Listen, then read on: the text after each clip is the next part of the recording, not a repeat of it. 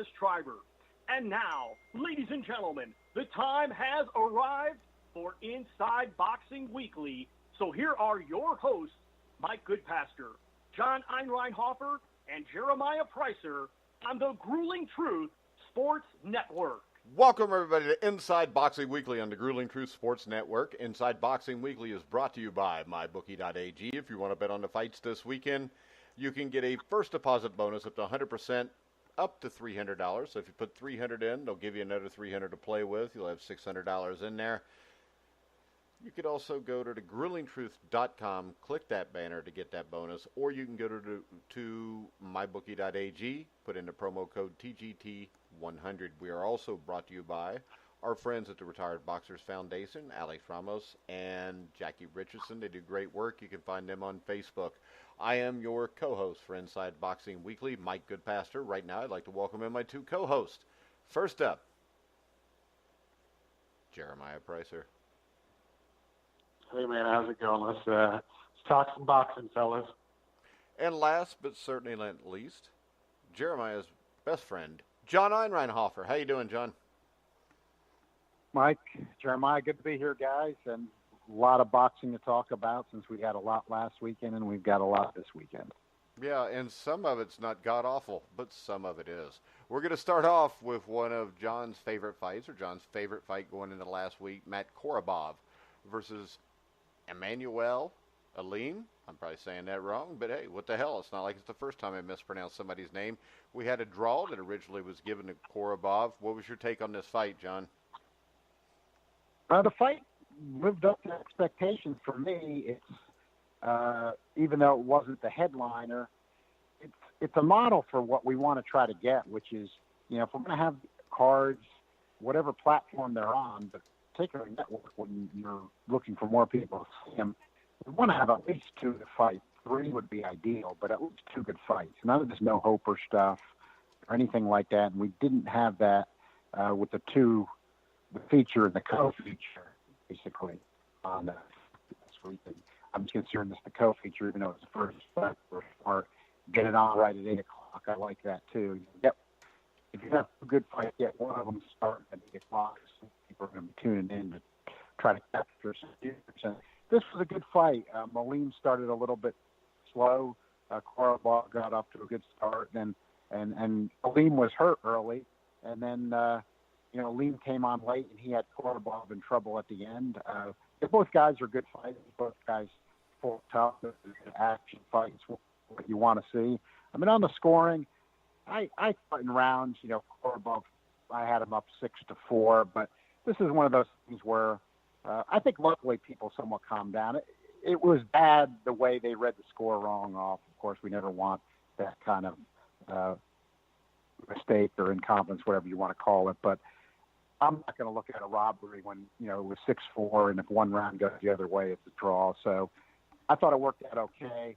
I think Korobov's people I was reading afterward, of course, they would have liked to have won the fight, but they're happy that, he's had two good consecutive appearances on Fox with getting that kind of viewership and recognition after his career was kind of stalled. And at 36 years old, at least that gives him a chance for another pretty significant fight or two. And Alim's always been in good fights. He comes to fight. He's a tough guy, and he really gives us everything he has. So, he's the guy you want to keep seeing. And I think that was good for both of those guys. Jeremiah? Yeah, no, I think that about summarizes it. My only problem is that the wrong guy, it was the wrong decision. It wasn't a robbery, but it was the wrong decision. And, you can't complain too much because it's not as if it's a smudge. It wasn't a loss, but it was just still the wrong guy. And again, I'm not accusing anyone of foul play. I'm not going to go that far. I just want to see the guy who won the fight win the fight, But yeah, he summarized the fight well. Like he said, Alim can fight. He did upset, I believe he gave Evgen Kitrov his first loss. So he's a scrapper. So it was a good fight. It is something you want to see kind of fill out the undercard, and they should do more of this, to be honest with you. But yeah, it was a good fight. Korobov got a decision. My only problem is as much as I've liked Korobov throughout the years, I'm just wondering where he goes from here. I mean, at 160, I think I even asked it the last time, was where does he really fit in? Who does he get, with alphabet titles seemingly getting farther away from him? I don't know, and I thought maybe after the IBF's decision to, and I'm sure you heard about this, Mike, but the IBF said that Canelo Alvarez had to defend his IBF trinkets in a set amount of time. Exactly. Well, this is what I'm saying, though, is I thought for an instance there might be a place where Korobov could get his foot in the door, where you could potentially have Davarenchenko, or you probably had Davarenchenko and Charlo fight for the title, and then maybe Korobov gets his rematch, right? I thought maybe there was some sunshine there for him, but right now I'm just not exactly sure. I mean, I don't know where he goes from here. Maybe he gets a Charlo rematch. I'm just not sure. All right, next up, I think we had what we expected in the Francisco Vargas fight against Miguel Berchelt. TKO in the 6th round for Berchelt. Pretty much what we expected, Jeremiah? Pretty much what we expected. I mean, it was almost to a T what we thought would probably play out. You got guys, some guys were hyping the fight like it's going to be great, it's going to be that. I mean, you got to give Francisco Vargas a ton of credit because he always brings it. I mean, he's always in a good fight. I mean, I think he was in back-to-back fight of the years. He's a good fighter, and he, like we talked about before the fight even happened, he's an oddity in the sense that he had a long amateur background. He started a bit later than a lot of Mexicans, but he's just not good enough to hang with a guy like Berchelt. And honestly, I don't see him really being good enough to hang with just about anybody in the top 5 at 130. Berchelt is a good fighter. I mean, he's a bit raw. Technically, he's not flawless, but he moves his hands a lot. I mean, he's a combination puncher. He knows how to stick behind the jab. He gives you some lateral movement. He's a pretty damn good fighter, and I think he's earned his place as the number 1 guy at 130 pounds. But my disappointment in the fight, again, it played out like we thought. My disappointment was afterwards, though I understand politically why it makes some sense, is that in the post-fight interview he said, hey, I'm going to be keeping a close eye on this Ito-Herring fight, and then I'm going to fight the winner, and that's going to solidify his place and leave no doubt. I believe he used the term no doubt as to who the best at 130 is, and it's just not the case. I mean, Herring is getting a shot partly because of his new affiliation with Top Rank, and really the winner of that fight is not going to be the number 2 guy. Gervonta Davis is. So that's the fight I really want to see. But unfortunately, it just doesn't look like that. They announced, I think, a new fight for Gervonta Davis, I think, today or yesterday. And I don't know. It's just a waiting game. But that's what I want to see. I think Gervonta's fighting Alexis Arguello next, isn't he? Yeah, he's digging up the corpse. He's got a bunch of Ford thinks it'll be safe and he can keep that 0 intact. And when we look at that, John, I think that's the sad thing in all of this, because Berchelt's a hell of a fighter. I would like to see him fight somebody to contest him.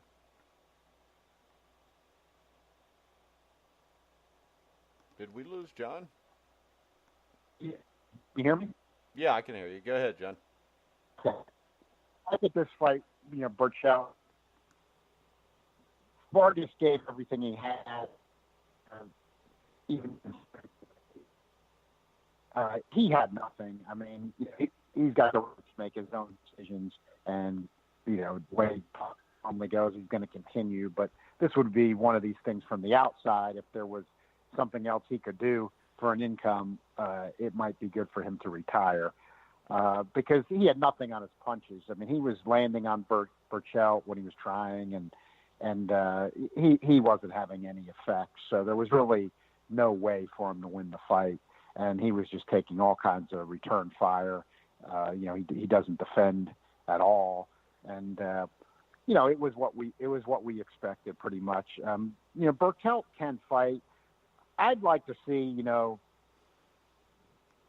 possibly some more creative routes for Lomachenko than what we've seen. I just mentioned that because this is just kind of my own gut feeling.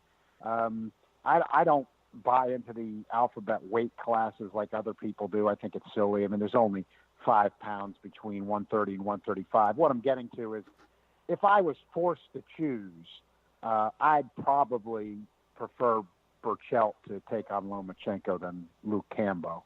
And I know how all the alphabet weight class people are going to say, oh, no, but he's 130 and Campbell's 135, and I don't pay any attention to that nonsense because it never matters when we're talking about just the difference in alphabet weight classes. And why I would say that is because at least Burchelt can bring something with some power. You know, Campbell's not going to bring any power, and that's the thing. When you're going to have having an underdog is one thing, but when you got underdogs that don't bring any pop, that's what really starts to bore me. And I think that boxing can get itself into trouble with mismatch type stuff. You know, Dave, like Jeremiah said, I mean, I just look at it like I'm looking for the best in-house fights possible, and Burchelt and Davis just aren't in-house. It's just not going to happen. I actually feel good in 2019 where I've resolved not to talk about for a while the out-of-house fights that aren't going to happen and press for good in-house fights. That's why I'm talking about something like Burchelt and Lomachenko, because Davis-Burchelt's not going to happen. Davis-Lomachenko's not going to happen. And I'd like to see Davis back fighting at lightweight. This thing that he's going to be fighting a no-hoper is a complete waste of time. And, you know, Robert Easter just fought, so he can't fight him. But I'm thinking, you know, Easter has shown some vulnerabilities, and let's just have Davis go up to lightweight and fight Easter or something like that instead of some no-hoper at 130 pounds.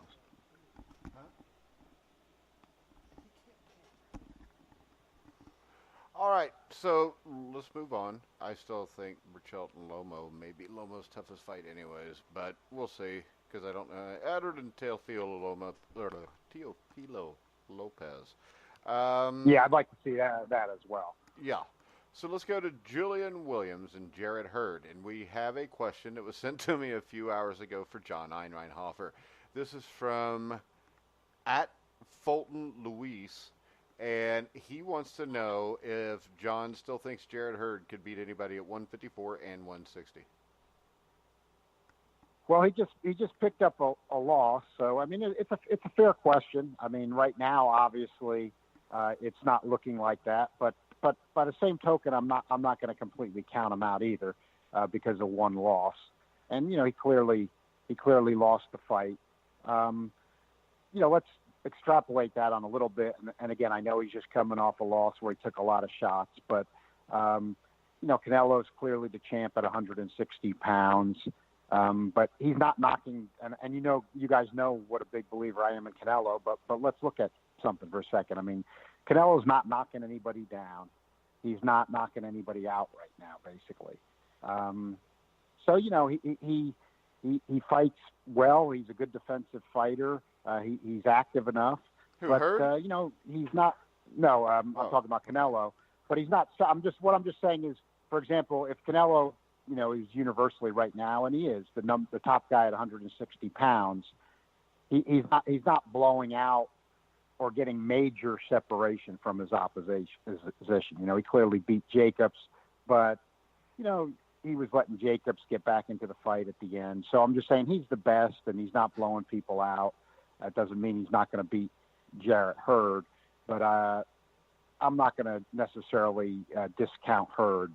I'm not going to. I never did say he definitely would beat anybody at 154 or 160, but I'm not going to completely discard him yet either. He's got to not be as lackadaisical as he started against Williams.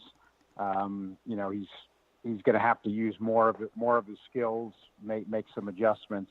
I'm sorry, John, but as Deontay Wilder would say, I don't think his feet work's very good. There are times when his footwork is bad, Mike. There's no doubt about it. We're doing this is Deontay Wilder's week, so we're going to speak like Deontay Wilder. It's his feet work. Because I think if he'd had better feet work, he may have killed Julian Williams.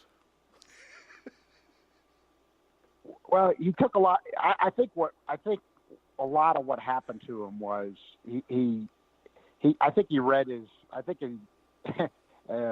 he read some of his own press clippings and the accolades he was getting too much, and he thought just by being there, he was automatically going to come on later in the fight. And the problem was he didn't bother defending much at all early and let Julian Williams basically beat the hell out of him early in the fight and almost stop him. And when you looked later in the fight, he had the heart and the will to try to come on, but there was, and this is not the way Hurd normally is. I'm going to say I don't think that there was anything on Hurd's punches, in the second half of the fight when he was trying to come on. And, that was a change from the way he normally is. And I think this is one time Lennox Lewis was right. It was because he took too much punishment early in the fight.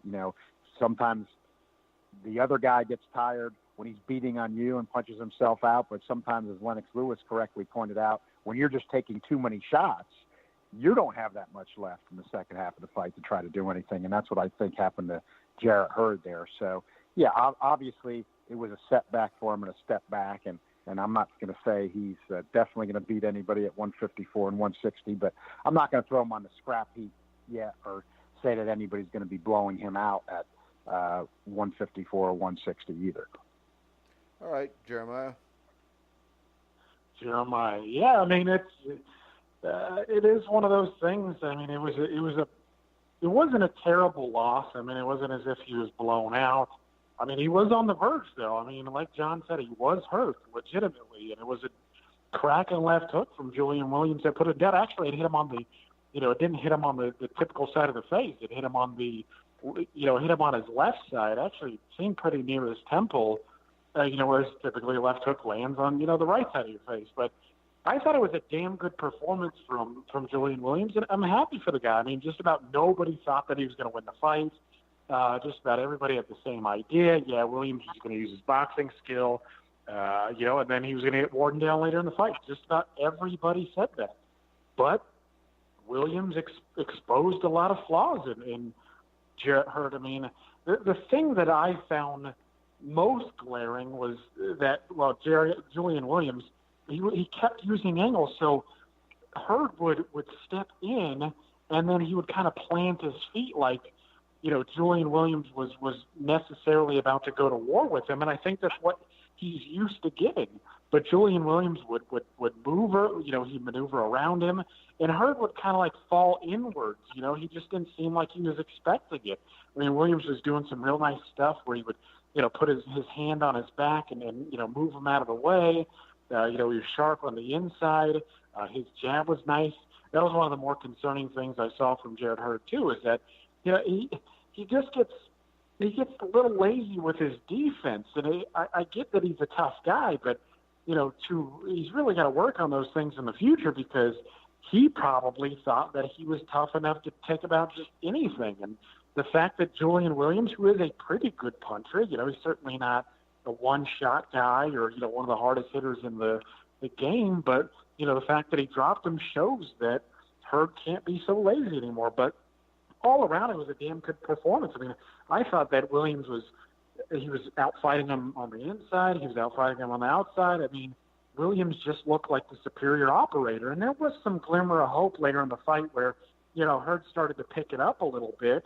He connected with some decent shots. But overall, I thought it was a real clear win for Julian Williams. And, I mean, he deserves the stuff. And I kind of liked, because of the state of the game, and we've talked about this in the past too, because of the state of the game, it's nice to see these underdogs get the verdicts. It's like, if these guys were fighting the best, Hurd, I can't accuse of that. He does seem like a guy who legitimately wants it, but it's just one of those things that, it's nice to see the underdog win. But it was a damn good performance from Julian. All right, you still there, Jeremiah? Yeah, can you hear me? Am I breaking up? You did right at the end there. It just sounded like you dropped off. All right, let's go ahead and look forward to this weekend. And we've got Gary Russell versus Kiko Martinez. Any interest in this, Jeremiah?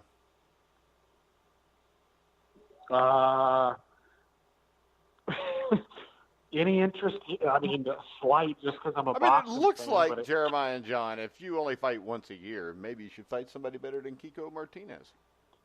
Yeah, maybe, and it's funny because, Gary Russell Jr. has, been in the press like, oh, I don't think Leo Santa Cruz wants it, yada, yada, yada. And it's funny, I watched in one of Michael Montero's old videos, he said that he saw Leo Santa Cruz in the bathroom, and he was like, hey, man, you and Gary Russell going to fight? And Leo Santa Cruz was like, his people don't want him.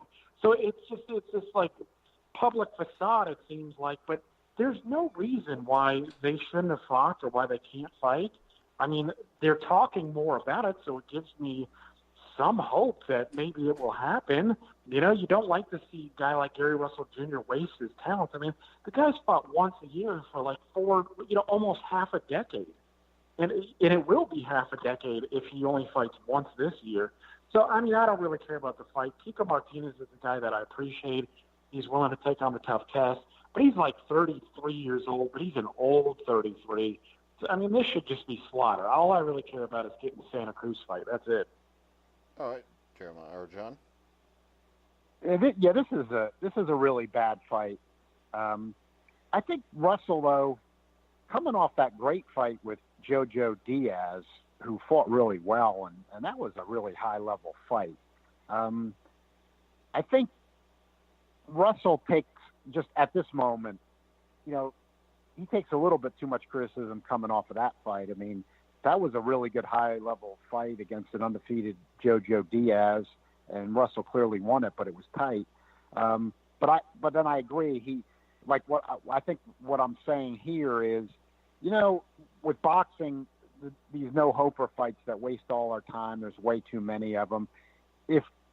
Now, he's not, obviously, Saturday night, but if Russell was going to fight guys like Jojo Diaz once a year and not no-hopers, I would think some of the criticism's a little overrated, because there's other guys who are, who may be a little more active than Russell, but just fight no-hopers, and they don't take the same kind of criticism. I mean, look who Oscar Valdez has been fighting, but Kiko Martinez doesn't fit. So with that said first, I mean, I don't like this fight at all. I didn't like it the minute I heard it. Martinez is way below the level of what Russell should be fighting at this point, even if he's fighting more than once a year. We don't need a Kiko Martinez from him at this point. This is a mismatch, and then it's really not a Showtime-worthy fight either. Russell should, when it's this bad, I mean, he just got to blow him out. We've seen Russell do that at times with people, Johnny Gonzalez, Highland. He just needs to get Martinez right out of there. And I'm not saying that makes it great, but he must do that here.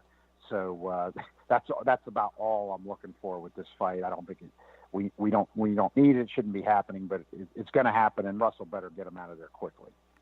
All right, next up, we got Emmanuel Rodriguez against Inoue. Any shot here for Rodriguez outside of the proverbial getting lucky, John? I say no, and that's where I think that this fight's a bit overrated. I'm not saying Rodriguez is bad, and I know, in the bantamweight 118-pound ratings, he's clearly a top 10 guy, but that's where I think people and I'm going to watch this fight. I'm looking forward to this card, don't get me wrong, but I think some people a little bit get the concept of the WBSS confused with a little bit of exactly what the WBSS is. And I'm not saying that this is, Rodriguez isn't a good fighter or anything like that, but I don't see enough evidence that Rodriguez is going to end up any differently, really, than Payano or McDonald ended up. And I'm not saying it's going to be a first-round knockout necessarily, but I don't think Rodriguez is going the distance. And like you said, Mike, the way we talk about on this show in the right way, do we really look that he has a chance here in the way we mean have a chance? Not anybody has a chance. No, I really don't think he does. So I'm looking for Inoue by knockout here. Inoue, I've become a believer the more I've seen him. I was kind of wondering about his level of opposition, and I'm not saying he's fought one of the very best in the game yet or something like that, but I see enough. He reminds me, as I've said before, a little bit of a bantamweight Golovkin when Golovkin was knocking everybody out, especially lesser type guys. Coming forward, good body work, but also going to the head and looking to get people out of there. And, I like the way the guy does that. He's making it interesting just because he looks to get people out of there and and that's where you want to see him fight. Top Rank's picking him up, and I don't blame him for that reason because he's a puncher. But I just don't think that Rodriguez, competitive-wise, has really got any chance of winning this one. So I'd expect Inoue to knock him out. All right. That was a long answer for no, he doesn't have a chance, John. Jeremiah? Well, he's a lawyer, right? He's got his way around with words, huh? Yeah. Well, it's always ready to go. Rodriguez TKO 1. Anyway, is overhyped. He's garbage. He's been fighting a bunch of trash takers. No, it's a good fight. I mean, like John said, Rodriguez is legitimately a top 10 guy, and I have much the same feelings as the way this is going to play out. I mean, Rodriguez was competitive in his last fight, and it was fun to watch. Don't get me wrong, but Inoue is a different beast than Rodriguez's last opponent, Maloney. It's and not only that, when you watch that fight, Maloney was aggressive. He landed some shots. He looked pretty good early. So I'm just thinking of Inoue in that position, and it just spells disaster for Rodriguez. And, without the long-winded answer to how the fight's going to play out, I think John pretty much nailed it. But I did want to say, part of my criticism of this fight itself is the Ring magazine, okay, they're putting their belt on the line for this fight, and I don't get it, honestly. I mean, Rodriguez is number 3, right? They have Tate number 2. And my thing is if you can't justify Rodriguez at number 2, why are you doing it? And for me, it just doesn't answer the questions that it should. Having the ring belt really doesn't make Inoue the best at 118. Beating Rodriguez doesn't do that for me. I mean, I talked about this on my social media page, and you look at just kind of the median ranking of Rodriguez right now, and he's about five or 6. I think Transnational has him 5 or 6. I posted 3 rankings organizations. I don't really care about ESPN all that much, but they've got him about the same place. And so I just don't see why this has to be for the ring title. I mean, I think Luis Nery is a much bigger challenge and a legitimate threat to him. Rodriguez just doesn't do it for me. And I don't know. I just don't get it. Yeah, neither do I. But there's a lot of stuff I don't get. Wilder-Breazeale versus Josh Taylor. Any more competitive than the other fight? Jeremiah? Oh, yeah, I think so. I think this is closer to a 50-50 contest than Inoue and Rodriguez is. Baranchyk is a damn good fighter. I mean, for a guy with his kind of body type, he's pretty muscular, looks pretty top-heavy. His stamina is pretty good. I mean, I always have question marks about guys like that because it seems like they're going to slow down quicker. But, you watch Baranchyk against Petrov and other guys. He's throwing bombs late into the fight. So, I mean, his stamina, the dude must be working pretty damn hard to get that sort of fitness. My only concern with his fitness now is that he was kind of in and out, right? He had 1 foot in, 1 foot out of the tournament. And then late to the game, he's like, all right, well, I am in. So, I could only hope that he's been training his ass off the whole time, thinking that this was a possibility. Hopefully mentally he's not affected. And I don't like to, pile on a bunch of excuses for a guy. You just never know where a guy's at when you don't know if you are, you don't know if you're not, right? The guys aren't relaying the messages to you. I mean, they're talking about communication issues with the WBS and whatnot. But I think it's a good fight. Baranchyk is a legitimate puncher at 140. He's got good stamina. He's going to keep getting it. But Taylor, I think, is just a bit too nuanced, right? He can fight in various ways. His jab is a bit better. I think he's quicker. He just seems to understand the game from top to bottom. Like Baranchyk, his punches pretty much come at the same speed every time. He's not mixing it up as well as he should. And Taylor, to me, is going to get the decision here. I heard that they wanted Taylor to box more, and I think that's what they're going to do. They're going to stay a little bit out of harm's way because Baranchyk really hasn't shown big flaws with his chin. And I think Taylor scores a pretty clear decision here. All right. John? Yeah, I see it a little bit differently. Barancyk's a guy now I liked a lot early on. He's fought in the U.S. a lot. He fought in Oklahoma a lot. He's been on Showbox a lot. I like the way the guy fights. I like his attitude. But if you watched a lot, I think when you watch a lot of his career, and I've seen a lot of his career, you saw him early on blowing out the real inferior opposition. He's got some power, and it really showed itself early in his career. But when the opposition just got a little bit stiffer, the power didn't look the same. He's very defensively challenged. He started taking a lot of shots. He was in trouble against Abel Ramos. He got dropped. He gets hit very easily. And I disagree with Jeremiah some that you see his power drops way off later in the fight. He swings very, very wild. He's wide open all the time. I just think that Taylor has the height. He's got the skill. He's got the speed. I think really because of the sharpness, he's even a better puncher. The thing, though, I saw with Taylor against, when he had the fight against, I don't know why his name's slipping me for a second, and he just fought, but the Ukrainian who fought Postol? Crawford. Postol. Victor Postol. I just had a mental blank for a second there. You could see he did drop Postol, but he was being cautious in boxing him. In other words, with an upper-level guy. What I'm getting to here is, to me, all the ingredients are there where Taylor could stop Baranchyk. Not early in the fight, but I think as the fight went on, just accumulation of punishment-type stuff for Barancyk's lack of defense. But I don't think Taylor will do it. I think he'll go cautious here, and I think he probably just outboxes him with a clear decision. He's got to watch Baranchyk early.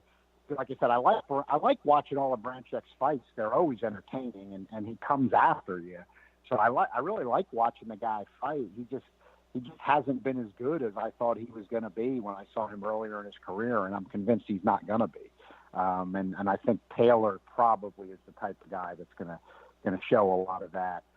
He'll have to watch it a little bit early, but he should clearly outbox him over the course of the fight. But I don't think Taylor will be aggressive enough to go for the stoppage. All right, where are we at now? We've got. All right, so is that it? No. Billy Joe Saunders versus Shifat Isufi. Do we want to talk about this? Because I don't, but I just wanted to say Shifat Isufi. John? Well, I do. Yeah, I just want to mention it's for a quote unquote world title. No, it's not. That's stupid. It's for an interim WBO title. That's even worse than not being for any title. That's absurd. All right. Yeah. Do we want to talk about this, Jeremiah? Billy Joe Saunders, this is the two-time thing. world champion. Billy Joe Saunders is not a two-time world champion. He has never done anything other than beat a one-dimensional David Lemieux and a piss-poor Chris Eubank Jr.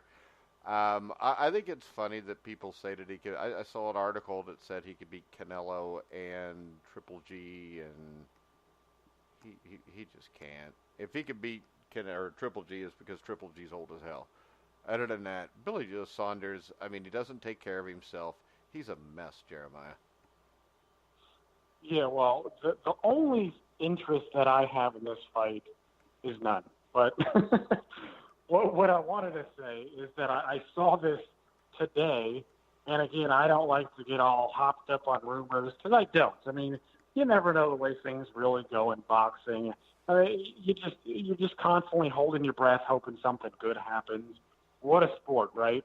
Well, the only thing that I found interesting, and maybe they're just whispers at the moment, was that Billy Joe Saunders may stay at 168 after this, and he may fight Callum Smith.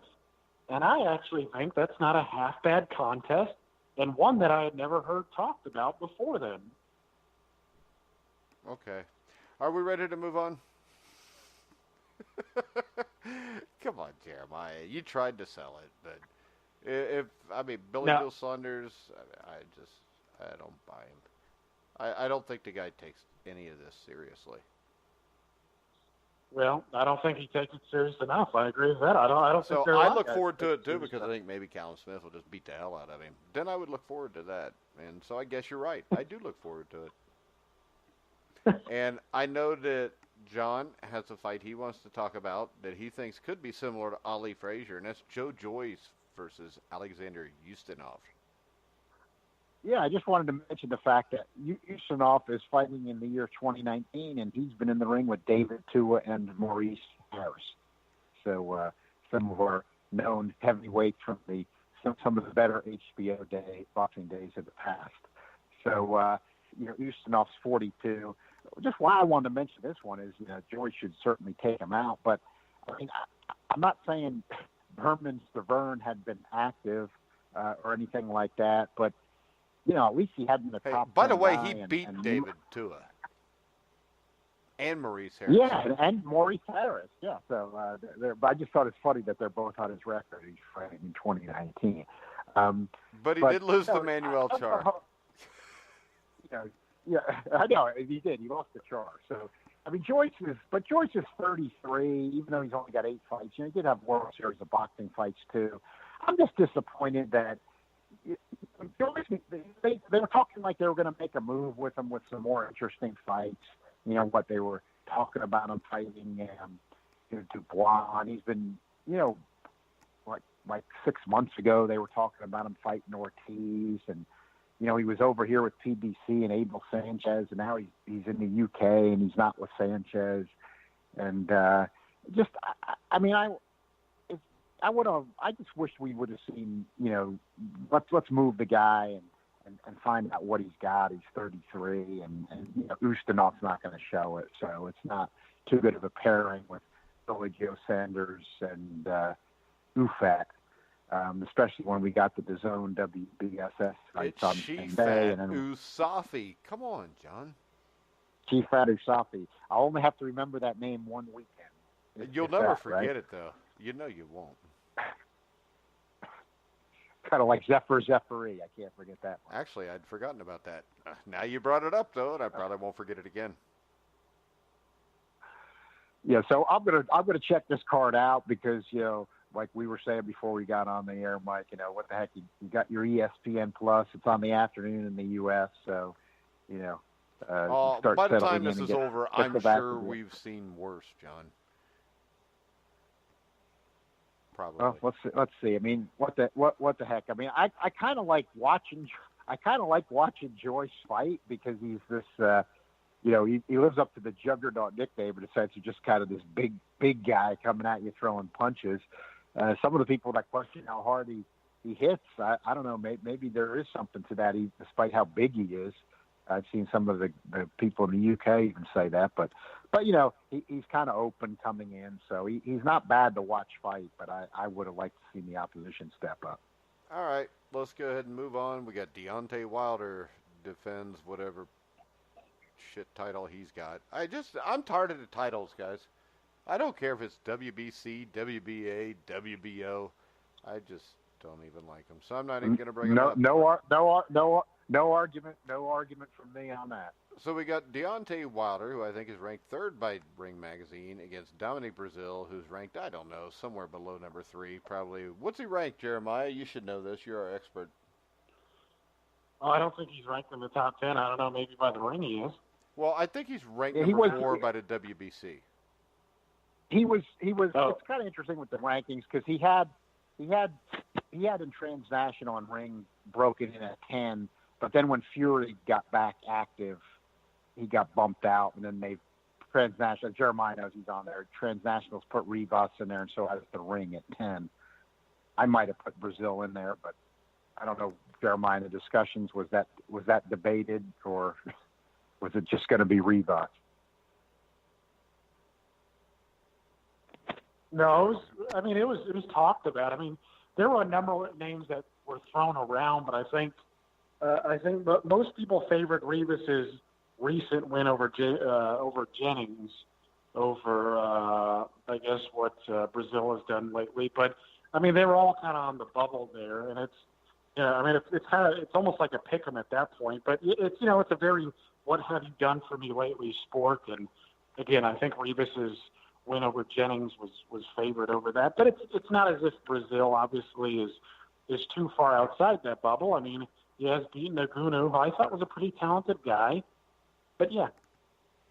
All right. So when we look at this fight, any shot for Breazeale? I think it's heavyweight, so everybody's got a shot. But how much of a realistic chance does he have, John?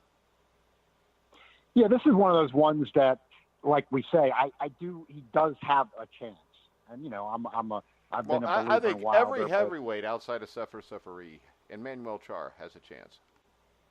I mean, they do more, but I think, and I'm not picking Breazeale, but he does have more of a chance in that because he really, now he couldn't get any of it off against Joshua, so we got to look at that. But the guy really can bang, and he's got some heart. So, I mean, in other words, he's not kind of like an okay puncher. Like, I mean, if he, he's got to be in position, he's got to be able to do it. But if he can unload on you, you're going to go. So, Joshua's really a better all-around boxer than Wilder. He didn't let Breazeale get off at all. But, I mean, even though, again, I'm a believer in Deontay Wilder, but if Deontay Wilder just stands there, which he did against Fury, now Fury's not a puncher like Breazeale, even though Fury's much more skilled. But will Wilder do that? Wilder's a power puncher. He may just try to stand right in front of Breazeale. And that's what makes this somewhat interesting. I didn't want to see this fight. I'll admit to that. I thought Wilder should have gone in a different direction, but I can't say it has no intrigue despite the odds because of Breazeale's power and heart, and Wilder, unless he just gets there first, which is possible too. If it goes a few rounds, he might have to fight him in a little bit of a different way to make sure he doesn't get caught. Jeremiah? Yeah, well, I mean, I think after Wilder's last performance, I do think he's going to take an aggressive posture. And again, he got to, as silly as it all may sound, there is a more personal aspect to it. And I think Breazeale is taking I don't very ever buy the personal thing because usually the guys end up making out after the fight anyways. Yeah. Well, I can't remember, exactly. Some of them actually do end up making out, but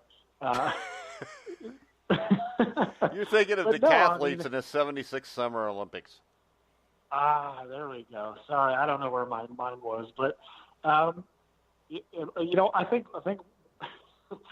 Anyways, Breazeale, I think he's taking it very seriously. He looks lean to me. I mean, he looks leaner than he's ever looked, in my opinion. So it looks like a man who's energized by, maybe the personal feud or just maybe the fact that he's actually getting a shot. Don't say it. Don't say it. It's not for the heavyweight championship. Well, I'm not saying that. Why would I say that? I'm not that. I don't believe that. None of us believe that. But no, I just think he's energized by the prospect of getting a big fight and unfortunately holding an alphabet trinket. But I like what I see from Breazeale so far. The problem is I don't think he's that skilled. And I think Deontay Wilder is going to take a more aggressive posture. I do think he is serious. I'm not saying in the intent to murder somebody, but I do think he is serious about getting a knockout here. And I think we're going to have some moments here. I mean, Breazeale is a tough guy. He's not a terrible fighter. I mean, he did have a good amateur background. He did beat Uguno again, who I think is pretty damn skilled. So it's not a terrible fight. It's not one that I would like to have seen. I would have much rather seen the rematch with Fury and Wilder. But I still think that Wilder's going to get him out of there. I think it's going to be a bit later in the fight. But if Wilder, comes out throwing bombs and Wilder meets him head on, we might get something a bit earlier. All right. I think this. I think the matchup is intriguing because it's two big guys that can hit. But I think it's safe to say this. If Deontay Wilder is really a skilled, legitimate guy that can beat a heavyweight champion, he should dispose of Breazeale easily the way Joshua did. Jeremiah? Yeah, I mean, we talked about this before. I mean, the fact is that Breazeale has already been beaten by Joshua, and he was beaten by Joshua clearly. I mean, that fight was not that competitive. Breazeale had just about no answers. He let Joshua pretty much do what he liked, and he ended up falling, So there is a measuring stick aspect to this. And, they're different guys, so it's tough to say what exactly Wilder's going to do. But, yeah, I think that Wilder's got to make a statement. I mean, we got this, crappy three-headed monster, if you want to call it that, the heavyweight division. And, again, we just got to see, how Wilder performs here. But I agree, man. All right. John? Yeah, I just want to say that's where I think that's where there's an odd risk for Wilder here because of, what Jeremiah pointed out, and I've been mentioning that about this fight. I thought Joshua's best performance was against Breazeale, even though Breazeale is limited skill-wise. There's no doubt about that. Breazeale got nothing going. The fight wasn't competitive. Breazeale just showed heart hanging in there as long as he did, but he got nothing off. He wasn't competitive. So, right, Wilder has a strange risk here because Joshua dominated Breazeale so easily that if he were to lose to Breazeale or if it becomes a life or death struggle and they're both dropping each other, it'll be exciting, but Wilder's stock's going to drop. So I think that's one thing that's intriguing there, that there's a strange risk for Wilder there. And another thing to me is I'm surprised it hasn't been discussed more going into this fight. It's been discussed a little bit, but I don't think this necessarily is the way to go, but Wilder and his camp had discussed after the Fury fight that he's going to put on weight. We haven't had any reports yet about what his weight is. Of course, they're going to weigh in before the fight, and then we're going to know. But I don't like Wilder over 220 pounds, and I wouldn't like that against a guy like Breazeale because then he's not going to move as well, and to me, he's going to give Breazeale more of a chance. But is he going to follow through with this? If we see Wilder over 220, is he inadvertently giving Breazeale more of a chance to win? And is it going to cause problems for him instead of Breazeale? Or is this new, heavier Wilder, going to stand there with Breazeale and get him right out of there or something? I don't think that's the way to go, but we've kind of got to look for that depending on what Wilder's weight is. All right, we have a question and you can ask questions to @GrillingTruth on the direct message or @TGTN Boxing.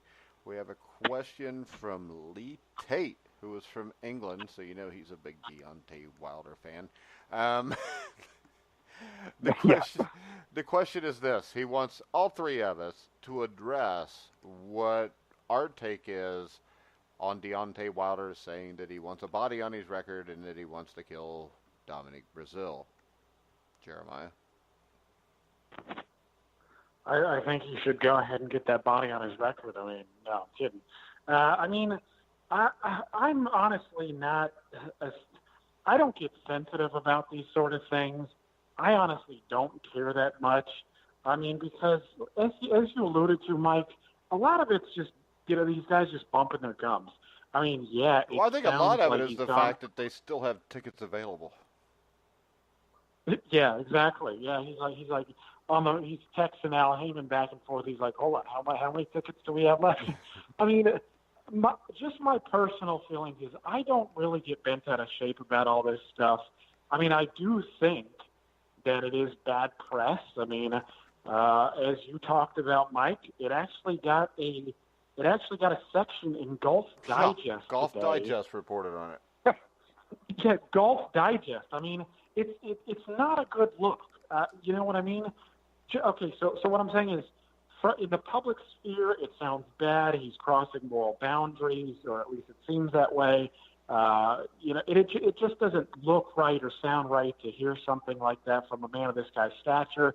And I know, like Mauricio Suleiman today, who I don't like, and I don't think, anybody should like him. But that's mean. What about his kids and his wife? Now, well, I don't know. No, probably not. But, all right.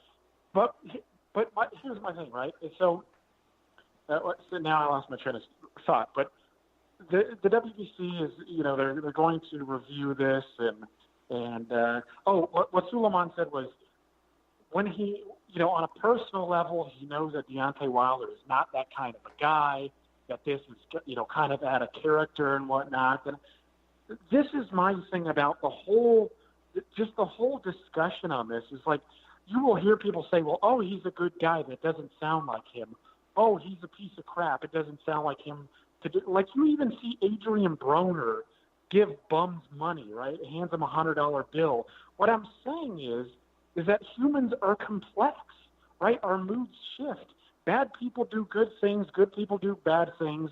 Most of us are just kind of dwelling in this moral gray area. So when somebody, when Mauricio Suleiman says, hey, Wilder's a good dude, this doesn't sound like him, I look at the evidence of what I've seen, and I'm like, no, this dude is not a good dude all of the time. Maybe he is around his family. He's very giving. He's talking about generational wealth, whatever. Okay, but I also see when he's beating up a guy like internet trolls in the gym. And to me, a lot of people don't make a big deal about it, but for me, it's like, well, why even bother? If you're a public figure, you're going to get all sorts of shitty criticism. And, a guy like Anthony Joshua or just about any other trinket holder I've ever known, goes out of their way to beat people up like that.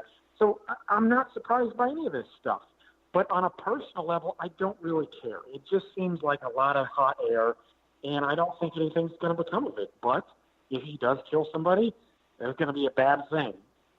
Yeah, and that's my concern is I don't really care. I've heard a lot of people say a lot of stupid things.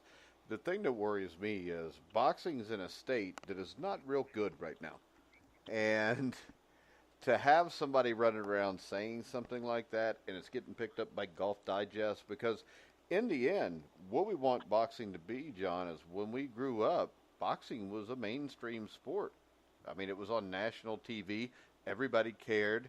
And I don't think stuff like this helps the situation of boxing overall.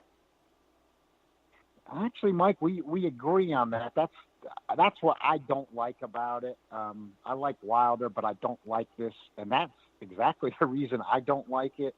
Duran said stuff like this, Tyson, but he didn't say it in English, so you never know. Maybe he said it, maybe he didn't. Maybe the interpreter lied. Yeah, you wouldn't want that. In any era, you really don't want a guy saying it in any era. But what really makes me nervous about it is, boxing, the less popular it gets, and this is what really worries me, has always worried me in part when people say, why do I care, outside of just enjoying the fights, how many people watch and things like that. It's actually indirectly tied into just what we're talking about here. Is I've always felt the less popular boxing gets, and then you would have something like a Wilder comment that he just made, and then if something bad were to happen, even in somebody else's fight, let's face it, even if it's not Deontay Wilder's fight, the less popular the sport is, the easier it would be for people who, maybe somebody wants to get on a shade or something, and then there's not much support for the sport, and it's not, popularity's down, and you just say, let's just get rid of this. Not to mention, I don't want anybody getting killed in the ring. We never want to see that. But, some people have pointed out, well, the intent is to, cause a concussion, knock people out, hurt people, and that, unfortunately, is the intent of boxing. I mean, it's a sport, though. See, how about this, John? It we saw Mike Tyson do this stuff. And when Mike Tyson was still relevant, he was still good, it was usually an interview after a fight where he's got the adrenaline flowing and he said something stupid. Right. I think when we saw this preconceived crap was more when Tyson was just trying to make himself believe he was still good. And there's a big difference between heat of the moment, making a stupid comment, and making this comment 2 years ago and catching hell for it, and now doing it again and catching hell again. I mean, at some point, you just got to question how stupid somebody can be. I don't like it. I don't like it. And you can see possible trouble coming with this. No pun intended, since that's Brazil's nickname. But Wilder is Wilder's trending #1 on Twitter in the U.S. during the week this week, and that's where you see. I don't. That's what I don't. You just don't like where all this is coming together like that. I mean, in the Golf Digest thing and stuff. It's not. not good. I mean, I like my point that you try to personally, you don't really know. Humans can be complex. I mean, I wouldn't be able to prove this or know for sure. I mean, most moments, especially until recent times, my kind of gut feeling was always like Wilder was a decent guy, but we've talked about this on our show before. I mean, it seemed like he feel like in an insecure way he started having to promote himself because it seemed like more of this stuff started coming out and it didn't used to with him. I just don't know, but I don't think he needs it. I think Deontay Wilder was whether you like him or not, even before these kind of comments, you look at his fights and things, he's steadily gaining popularity. Boxing viewership's been down in 2019 overall to me, and especially Showtime's numbers, but I'll go on a little bit of a limb. Even though Brazil is not the fight we wanted, I think Deontay Wilder will probably get 1 million people watching him on Showtime Saturday night. And the way boxing is now, when you consider that's premium cable, the guy's numbers every fight are adding up where he's getting pretty popular. And if he wins, they'll probably continue. So what I'm saying is I don't know why he needs this. I just don't think he does need it. Well, I think it's because the numbers don't add up. Because I don't think 300,000 on a pay-per-view with Tyson Fury tells us that he is getting more popular, John. I mean, this sport is becoming more and more of a niche sport. He's becoming maybe more popular with people that enjoy this kind of stuff. And I know you know what I'm talking about because you see this on social media all the time. And a certain segment of the population will jump on, and no matter what he does, it's right. And it's not. And the problem is, the more thugs you have in boxing, the more it turns off mainstream fans. So he may get bigger numbers. But really, if he was a popular figure, 1 million on Showtime is nothing. So he's getting more popular amongst boxing fans, but people that aren't boxing fans don't care. They would have done more than 300,000 for him and Fury. And this is not me because I don't like him, because I think we're at the point right now, I don't know that there is a boxer out there that is more than just big in the niche of boxing. I don't think Canelo is. I mean, Canelo's not like Oscar De La Hoya or Floyd Mayweather. He's just not. Gennady Golovkin's, he's just not. And I mean, I like Golovkin. I respect Canelo after the second fight with Triple G and the way he fought him. But there's nobody that is transcendent here because they all lack something. And boxing needs somebody that doesn't lack that. And the problem is with Deontay Wilder, Anthony Joshua, and Tyson Fury, all three of them lack something. I think, at least from what I see. I mean, I think Deontay Wilder lacks, a brain to know when to shut up and not say something. I think Joshua lacks a personality. He is controlled. He's told what to say. And I think Tyson Fury's style is going to kill him in the end. So when you look at all of these guys, and you look at every one of these divisions, there's no transcendent figure here anymore, Jeremiah. And Deontay Wilder, if he would just go knock people out, maybe say something mean and angry after he does it, maybe say it, at the weigh-in, that's fine. But a week out, not all good press, or not all press is good press. I've heard people say that a lot, but I think in some situations it's just not. Because if you turn off 70% of the population, and you're just playing to the 30% that are going to watch you anyways, you never have a chance to be huge. Deontay Wilder, as an American, as a dude that is a knockout artist, has the whole world at his hands. And instead of taking advantage of that, he's making a mockery of it to me. I think you're right in your summation that, none of these guys really has it, that abstract concept we like to throw out there, every once in a while. But none of them have it. I mean, Canelo Alvarez he's the biggest guy in boxing, but he doesn't really go and get knockouts. So that's going to hurt him. If he had Golovkin's power, he might be that guy. But no, it's the heavyweight division is always the most popular.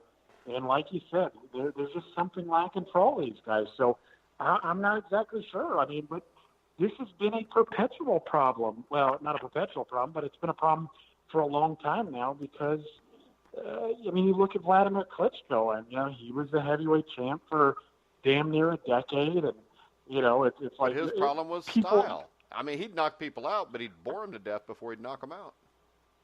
Yeah, he'd jab and grab him until he finally got him out of there. Yeah, he was like... But that's the thing is we've been... Even Lennox Lewis. I mean, Lennox Lewis did give us knockouts, but he wasn't particularly appealing to the American He became fan. huge because he had Holyfield and Tyson there to fight with. Right. I mean, so...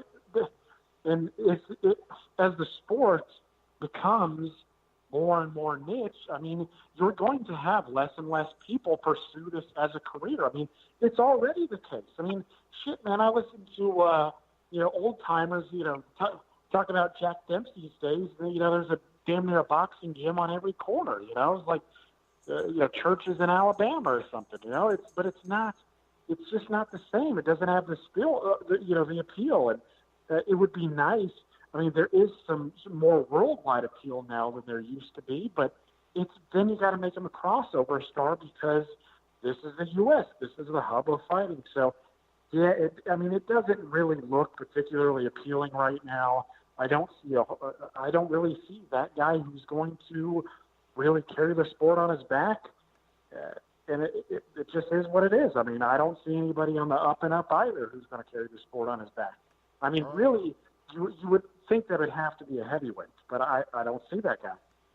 I don't see that guy either. John, do you see that guy? Yeah, what I differ is I don't think it's about – I think it used to be like that, but I think it's now more about the sport. I don't think it's about a guy anymore. I don't think it's about Canelo not doing something. Yeah, but it can't be about a guy because that guy's not there now. Well, yeah, but I don't think – I think that these guys could be – I think it's part of what you're saying, but not fully. I think the part about the sport becoming its viewership drop, and that's all true. But I think to me, I'm not saying that I was going to predict the answers going to become transcendent. Then again, I do believe it's getting more and more popular, but I don't think this helps. I mean, I just think that I'm not saying if he didn't do this, he was definitely going to become transcendent. But I did see the rise going up. You could see it with his show ratings. And, in this climate, the buys for the Fury fight were good. Now you want to get more people watching. But, I think the arrow was trending upwards.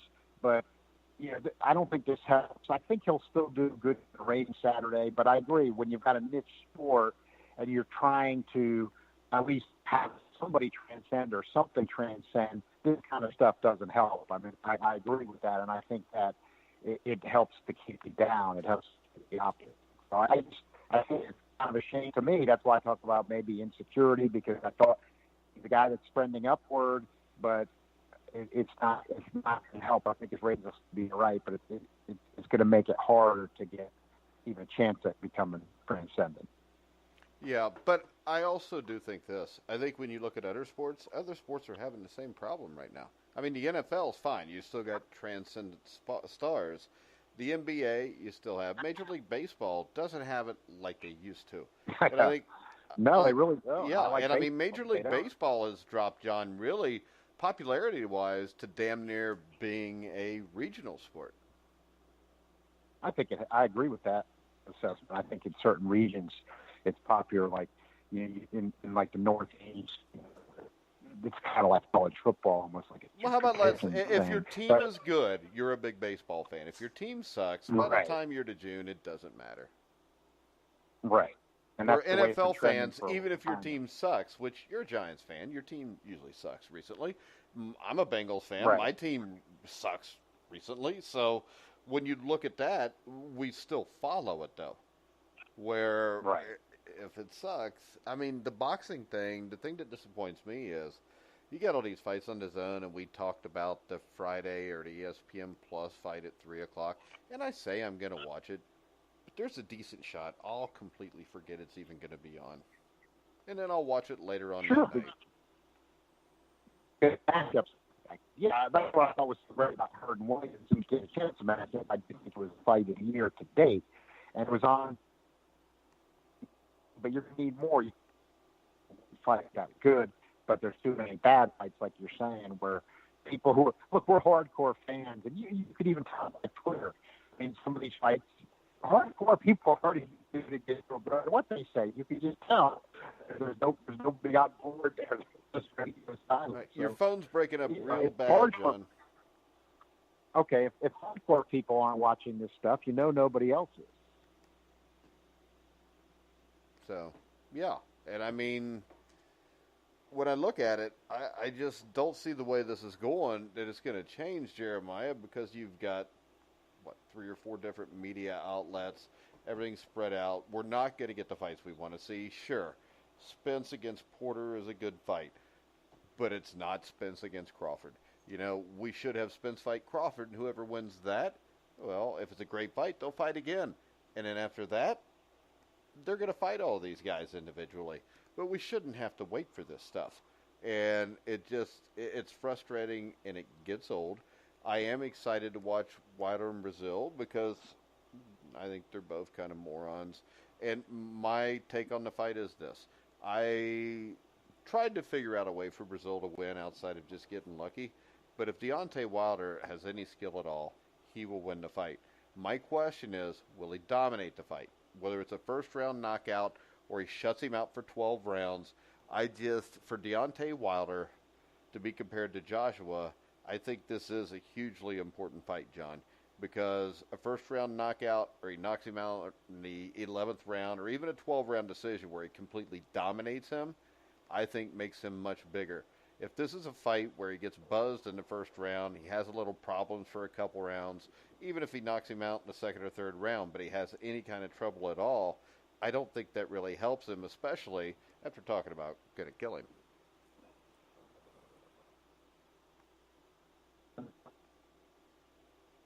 Okay, Jeremiah, you want to answer that? John, did we lose John? Or is the connection still bad? Can you hear me? Yeah, I can hear you now. Go ahead, John. All right. I'm saying and I agree. Ugly pressurized fight for Wilder. The odds are what they are, and I'm not saying that they shouldn't be, but yeah, I just think because of what Joshua did to Breazeale, Wilder is in a position where he obviously can't lose, because even a rematch, when you think of what Joshua did to Breazeale, Wilder's stock's going to be too far down. And even if he maybe pulls out a win but has too much trouble, his stock's going to drop. So, yeah, there's a weird type of pressure on Wilder in this fight. I definitely agree. Well, I think you've got that same kind of pressure on Fury and Joshua, too, because they're fighting guys they should easily handle. And if they don't, questions get raised. And I still think the greatest thing that could happen for boxing is all three of them getting beat somehow. The only problem is they'll probably make all three of them give immediate rematches to the guys that they just beat. Well, he's got right. I always say the rematch because you know what's going to happen. If any of your three lose, you're going to be seeing Fury Schwartz too. Yeah, and really, if there's no knockouts and the 3 underdogs win, it'll just be called 3 draws, and they'll never fight them ever again. Yeah, they'll just move on to bigger and better paydays. Yeah. So, actually, I give Dominic Breazeale a decent shot, but that's just because I don't think that Wilder is nearly as skilled as Joshua. But I also, from watching 5 or 6 Breazeale fights today, I don't think he takes a punch all that great. I think he is tough and he gets back up, but he's been knocked down by some guys that don't hit near as hard as Wilder. And now I don't trust Wilder's chin that much either, and Breazeale can pop. That's what makes it interesting to me. I don't, put it like this, John, I don't expect a great fight, but I expect a dramatic fight from time to time. Yeah, I think it could be. I mean, Breazeale, I don't even know if it's his chin. He's definitely been down and rocked a lot, but I mean, he's wide open. He's just wide open. So that's the thing. Well, I think they both are wide open pretty much. It's just which one will have the balls to go after the other one first. I think Wilder, though, he has times, he can jab and move some. He doesn't do it a lot, but he can do it. Now, again, if he's going to do it with this higher weight Deontay Wilder, he's not going to be doing that. Now, I don't know if that's going to be the case or not. I've got to see what his weight is. But these are some of the questions about the fight. My worry is if he's over 220, my worry there is that Breazeale just puts his head down, goes right into Wilder's chest. Wilder can't move. Wilder's feet, I still think, Right. are not great balance-wise. And then I think Breazeale's got a chance. If Deontay Wilder's under 220, Deontay Wilder should be able to have enough lateral movement to keep him at bay and beat him. Yeah, I think that. I do, but that's why I don't know what Wilder's plan is going to be with this weight. Well, maybe he just wants to be the bigger man, thinking that Breazeale will beat him head on, and then he'll just stay in the center of the ring and have target practice. That's what I think. But I did want to know, do you guys think of all three heavyweight fights that are happening, between Fury, Joshua, and Wilder, does Breazeale have the best chance of upsetting his man than any of the other guys? Yeah. Even though I like Wilder, I think he does because of the power. But part of that is part of that. Is the part of power, that's though, Tom too. Schwartz sucks and Andy Ruiz is a fat ass too, though. But that's why people stay sometimes away from punchers, even if they have other flaws. And obviously, Breazeale's got a lot of flaws. I don't think that's rationalized for Wilder, though. I just think it's true because punchers are more dangerous. Punchers are more dangerous. Yeah. I mean, in other words, they and Breazeale's out of the three, Breazeale's by far the biggest puncher. Ruiz is much more skilled than Breazeale. There's no doubt about that. Yeah, I think Ruiz could probably beat Breazeale in a fight. Yeah, that would be a pretty good style match. I think it's a 50-50 fight. Yeah, I mean, it would be an interesting fight. But yeah, Ruiz has got much more skill. But Breazeale's got a lot more power than Ruiz, and he's huge too. So, we'll just see. There's at least some intrigue there. All right, before we wrap it up, Jeremiah, anything else? Yeah, I did see something quite interesting, and I don't know if it's true. I just saw Rick Glazer post this on his Facebook. And again, it's just a rumor. I don't know. It's not substantiated from what I can tell. But he seemed pretty confident in saying this, and that what he's hearing is that Waddle and Reed, the people who backed the whole PBC venture, they are pushing Al Heyman out to sell the entire venture to Zuffa, which is basically, I mean, it's not his, but it would be Dana White's promotional company. I actually heard something about Dana White doing something like that like last week. Somebody posted about it, but I don't remember who it was. Yeah, so that's just what he said. He said that Waddle and Reed is not happy with the return on investment that they've had, and they're pressuring Al Heyman to sell it.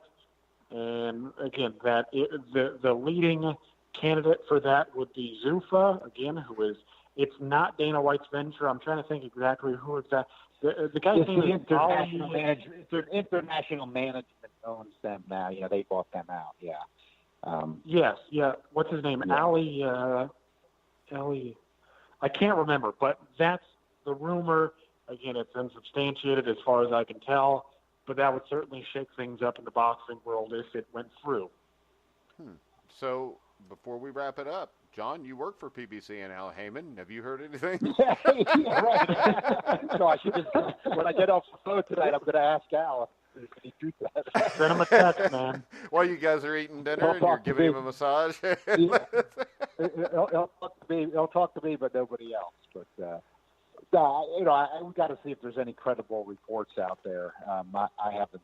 There hasn't been any credible news source that's reported it. But we'll of course keep our eyes open to see if we see anything like that. I mean, PBC, obviously things went good last week with the Williams and Hurd fight. 2 million peak audience. You would have liked to see bigger numbers when this stuff started out a while ago, but they're bigger numbers than anybody else is getting. So then that gets back to that boxing thing. Like, this is not picking on DAZN, but I think some people that don't follow this stuff just don't get realistic. I mean, I'll be watching, we'll be watching, but Wilder's going to get seen by maybe 1 million people on Showtime. Maybe it'll be a little less than that. I'm being a little bit optimistic there. But, I mean, the DAZN card, even though it's 2 good fights, from Glasgow and Scotland and the UK, I mean, in the U.S., that might not even be seen by 100,000 people. I mean, that might be a generous estimate. So I don't All right. think some of the people We have outside a the U.S. quite get that.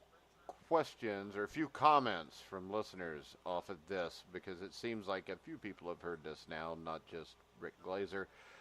At Punch Quote says, "Don't matter who runs it, no one is getting to or going to recover the $800 million in funding." At Fred Jackson says, "If Dana White gets it, he's going to make the best fight the best." Texas T says, "F no, the UFC is declining and Dana is going to run this also. Shake my head." At Furman Garrick says, "I won't believe it until it happens." So there you go. I'm thinking I won't believe it until it happens. Yeah, I anything's possible, dude. It's boxing, so.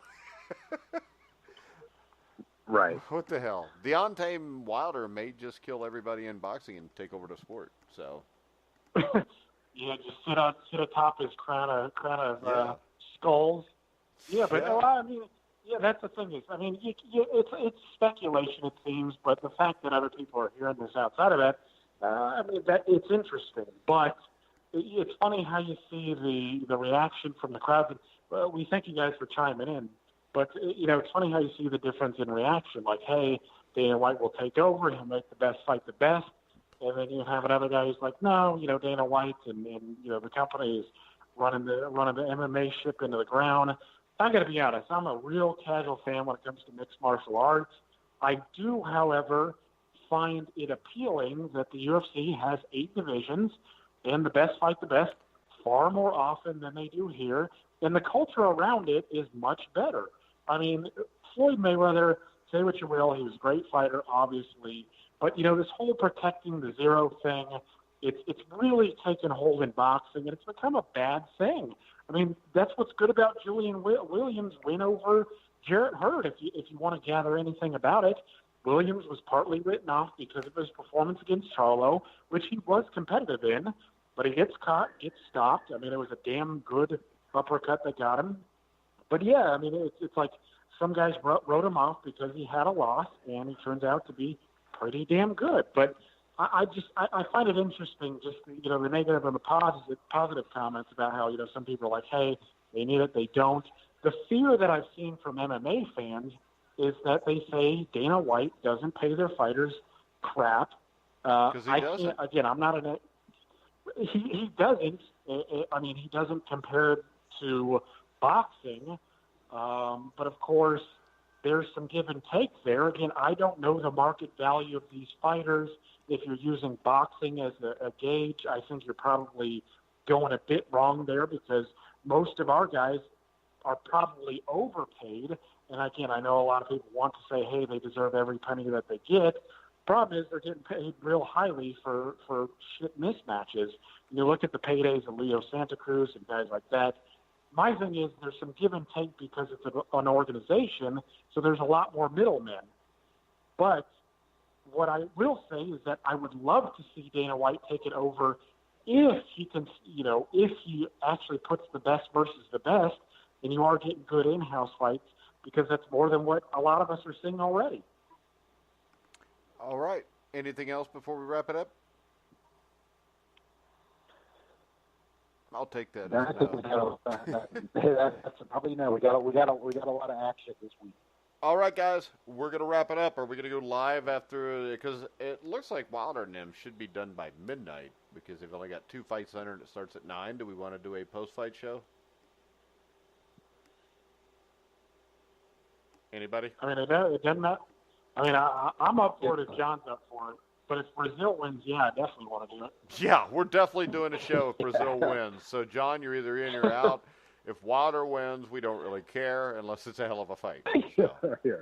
Well, I mean, if Wilder walks out, taps him on the chin, and he lays down, or as Scoop Malinowski says, Breazeale's going to take a dive anyways. It's boxing. Anything can happen. All right, guys, we're going to wrap it up. I want to remind you we will have a Preakness special tomorrow night at 8 o'clock Eastern. We will have Vince DeGregory, who is considered the greatest agent for jockeys of all time. has 8 Hall of Famers that he represented. We are to talk Preakness with the handicapping guides, Phil Rankin and Bobby Sheridan. So make sure you check us out there. And also, of course, Survive in Advance with me and Steve Risley tomorrow, where, once again, Risley will try to argue with me. I'll make him look like a fool, and then we'll be done with the show until Monday at noon, when, once again, I'll make him look like a fool. All right, guys, we're going to wrap the show up. I want to remind you, you can hear everything on iHeartRadio, iTunes, TuneIn, Spreaker, Stitcher, Zeno Radio. Download the apps off iTunes. Wherever you find sports podcasts, you'll find The Grueling Truth. So for Jeremiah Preisser, John Einreinhofer, I'm Mike Goodpaster. You've been listening to The Grueling Truth, where the legends speak.